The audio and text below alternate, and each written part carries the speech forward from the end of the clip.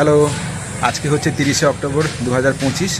এখন সময় হচ্ছে সন্ধে 7টা। আর আমার মিজোরাম ভ্রমণের একটি ভিডিও বাকি আছে, যাতে আমি একেবারে মিজোরামের আইজল থেকে কলকাতা হয়ে একেবারে খড়গপুর অবধি পৌঁছানোর অভিজ্ঞতা ভাগ করেছি। কাছাকাছি বলতে গেলে প্রায় 1.5 দিন পৌনে 2 দিনের জার্নির অভিজ্ঞতা একটা ভিডিওতে ভাগ করেছি। তো সেই কারণে ভিডিওটা অনেকটা লম্বা হয়ে গেছে। ভিডিওটা কাছাকাছি 1 ঘন্টা 15 মিনিট হবে।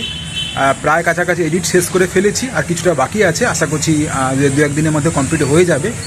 তো ভিডিও এডিট শেষ হয়ে গেলে আমি আশা করছি আগামী রবিবার অর্থাৎ 2রা নভেম্বর সকাল 11টার সময় ভিডিওটা লাইভ করে দেবো। এক সম্পূর্ণ অন্য ধরনের জার্নি হতে চলেছে। আমার তো মনে হয় আমার জীবনের সবথেকে সেরা ট্রেন জার্নির অভিজ্ঞতা ভাগ করেছি এতে, কিন্তু একটা ভিডিওতে ভাগ করেছি, সেই কারণে ভিডিওটা অনেকটা লম্বা হয়ে গেছে। আর আমাদের অফ রুট ট্রাভেলারের পরিবারের সদস্য সংখ্যা কাছাকাছি 50,000 হতে চললো। একেবারে দোরগোড়ায় পৌঁছে গেছি।